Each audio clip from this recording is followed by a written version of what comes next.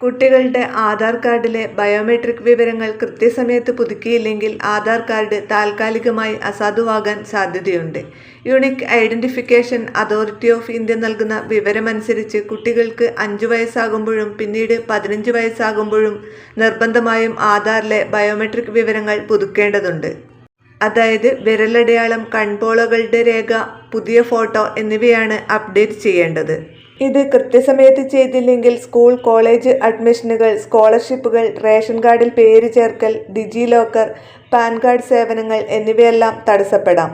അതുമാത്രമല്ല, വിദ്യാർത്ഥികൾ NEET, JEE തുടങ്ങിയ മത്സര പരീക്ഷകൾക്ക് രജിസ്റ്റർ ചെയ്യുമ്പോൾ ഉണ്ടാകുന്ന വലിയ ബുദ്ധിമുട്ടുകൾ ഒഴിവാക്കാനും ഈ അപ്ഡേഷൻ സഹായിക്കും. ഇനി ഏറ്റവും പ്രധാനപ്പെട്ട കാര്യം എന്താണെന്നല്ലേ? 5 വയസ്സ് മുതൽ 17 വയസ്സ് വരെയുള്ള കുട്ടികൾക്കായുള്ള നിർബന്ധിത പുതുക്കൽ പൂർണ്ണമായും സൗജന്യമാണ്. 2026 സെപ്റ്റംബർ വരെ എല്ലാ ആധാർ കേന്ദ്രങ്ങളിലും ഈ സേവനം തികച്ചും സൗജന്യമാണ്. അപ്പോൾ ഈ അറിയിപ്പ് എല്ലാവരിലേക്കും ഷെയർ ചെയ്യാൻ ശ്രദ്ധിക്കുമല്ലോ. അതുപോലെ ചാനൽ ഫോളോ ചെയ്യുക, വീഡിയോ ലൈക്ക് ചെയ്യുക.